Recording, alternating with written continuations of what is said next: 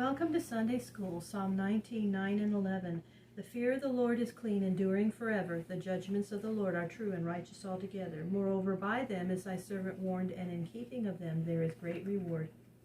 The Lord had told Jeroboam that he should become king over the 10 tribes, and the Lord had promised Jeroboam that if he would serve the Lord and do his will, then his kingdom would become great, and his descendants, those who should come after him, should sit long on the throne. But Jeroboam, though wise in worldly matters, was not faithful to the Lord God of Israel. He saw that his people, though separated from the rule of King Rehoboam, still went up to Jerusalem to worship in the temple. Jeroboam said to himself, "If my people go up to worship at Jerusalem, then after a time they will become the friends of Rehoboam and his people, and then they will leave me or perhaps kill me and let Rehoboam rule again over all the land. I will build places for worship and altars in my own kingdom. Then my people will not need to go abroad to worship."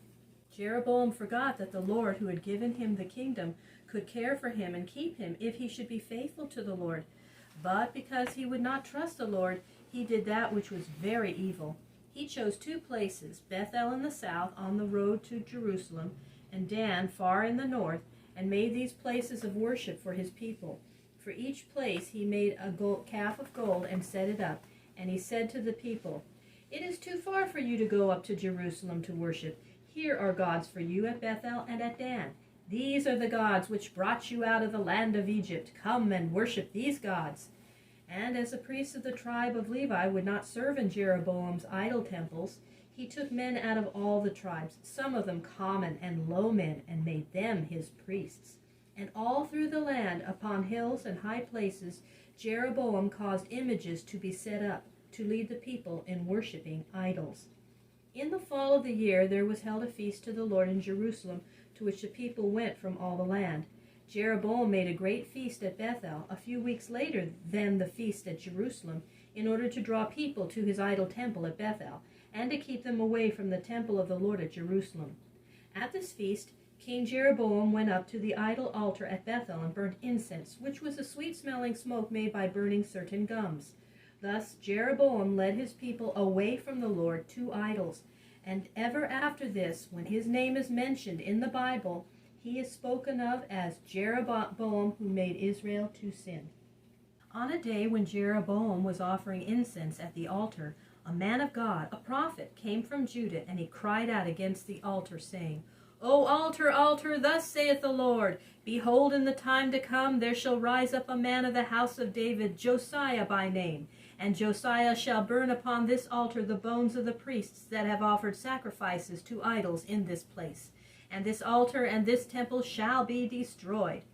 The prophet from Judah also said to Jeroboam, "I will prove to you that I am speaking in the power of the Lord, and this shall be the sign. This altar shall fall apart, and the ashes upon it shall be poured out." When King Jeroboam heard this, he was very angry. He stretched out his arm toward the prophet and called to his guards, saying, "Take hold of this man!" And instantly the hand which Jeroboam held out toward the prophet dried up and became helpless. And as if by an earthquake, the altar before which the king stood was torn apart, and the ashes fell out upon the ground. Then the king saw that this was the work of the Lord. He said to the prophet, "Pray to the Lord your God for me, that he may make my hand well again." Then the prophet prayed to the Lord, and the Lord heard his prayer and made the king's hand well once more. Then King Jeroboam said to the prophet, "Come home with me and dine and rest, and I will give you a reward." And the man of God said to the king, "If you could give me half of your house, I will not go to your home, nor eat your bread, nor drink water in this place. For the word of the Lord came to me, saying, Eat no bread and drink no water in this place, and go to your home in Judah by another way." So the man of God left Bethel by a road different from that by which he came, and went toward his own home in the land of Judah. There was living in Bethel at that time another prophet, an old man. His sons told him of the coming of the man of God from Judah, what he had said, and what the Lord had wrought. The old man learnt from his sons which road the prophet had taken, and followed after him, and found him resting under an oak tree. He said to him, "Are you the man of God that came from Judah?" And he said, "I am." Then said the old prophet of Bethel to him, "Come home with me and have supper with me." But the man of God said to him, The Lord has commanded me not to eat bread or drink water in this place, and I must therefore go back to my own home in the land of Judah."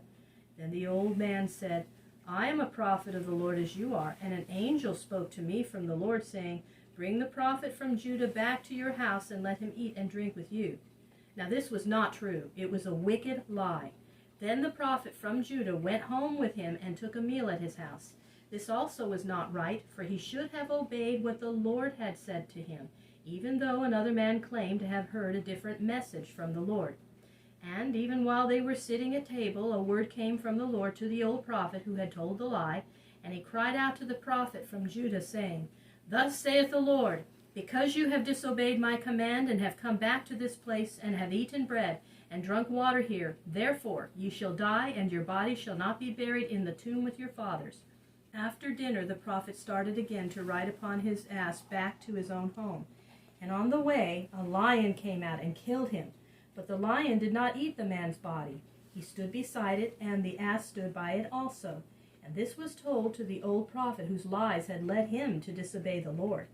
Then the old prophet came and took up his body and laid it in his own tomb and mourned over him. And he said to his sons, "When I am dead, bury me beside the body of the prophet from the land of Judah. For I know that what he spoke as the message of God against the altar at Bethel shall surely come to pass." At one time the child of King Jeroboam was taken very ill, and his mother, the queen, went to the prophet Ahijah, the one who had promised the kingdom to Jeroboam, who was now an old man and blind, to ask if the child would be well again. But Ahijah said to her, "Tell King Jeroboam that thus saith the Lord to him, You have done evil worse than any before you. You have made graven images and have cast the Lord behind your back. Therefore the Lord will bring evil upon you and upon your house. Your sick child shall die, and every other child of yours shall be slain, and your family shall be swept away. The dogs shall eat the bodies of your children in the city, and the birds of the air shall eat these that die in the field. And in times to come God shall smite Israel, and shall carry them into a land far away, because of the idols which they have worshipped." And after this Jeroboam died, and his son Nadab began to reign in his place. But after 2 years, Baasha, one of his servants, rose up against Nadab and killed him, and made himself king over Israel. And Baasha killed every child of Jeroboam, and left not one son or daughter of Jeroboam alive, as Ahijah the prophet had said. So, although Jeroboam was made king, as God had promised him, it came to pass that the kingdom was taken away from his family, because he did not obey the word of the Lord.